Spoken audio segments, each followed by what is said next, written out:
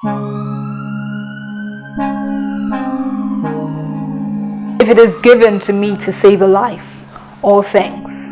These words from the Hippocratic Oath suggest that saving a life should be an opportunity celebrated by every doctor.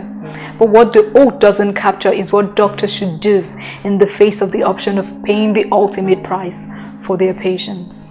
On the other hand, maybe most didn't envision that a day would come in our generation when medical personnel would also face the risk of both contracting and dying from a virus they were treating. Oh, we now know better.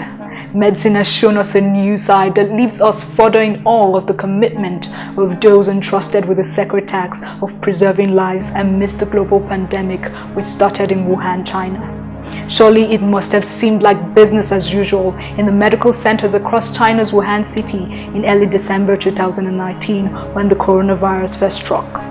In just about a month, the hospitals were already overwhelmed. The virus was yet to be understood, so medical personnel were becoming patients themselves as fast as patients were being admitted.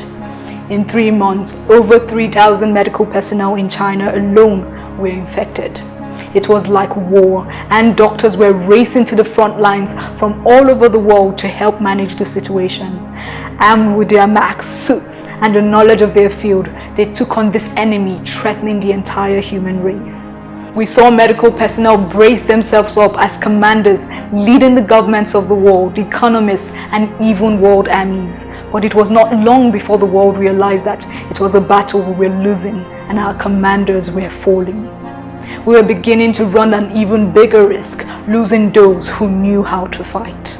But this did not deter them. They had sworn an oath, one that bound their hearts to fight. Even as they fight without the right weapon against this virus, they continue to do all they can to preserve lives.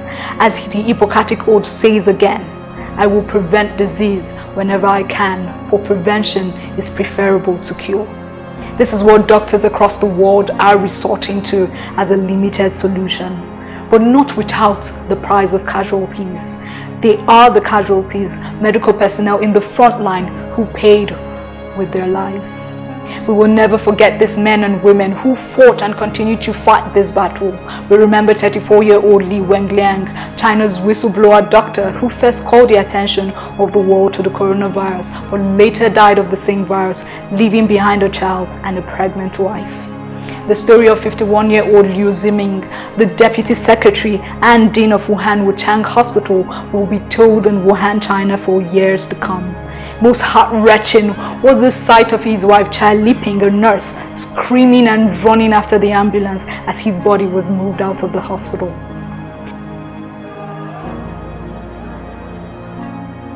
As we continue to consider the effect of the coronavirus in the medical field, the thought of the fate that has met these valiant doctors across the world sends a chill down my spine to think of what awaits our medical personnel in this side of the world. What would be the fate of doctors in this climate where necessary equipment is scarce, where the same doctors who preserve lives are left to suffer and forced to embark on a strike to demand what is due them in wages? I must say that the next few weeks and months that follow the coronavirus hitting Nigeria doesn't look its best for our medical personnel. Hospital staff will most likely be left underprotected, overworked and increasingly vulnerable, even as the frightened public and confused government look to them for a solution. The nation is not ready for the pandemic. This could sink us, were the words of a doctor earlier today.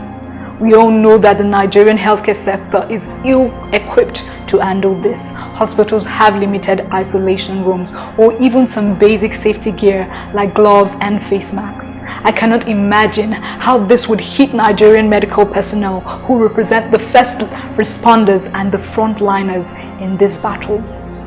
My God, it is a nightmare. We are scared. We are not protected enough, said another doctor.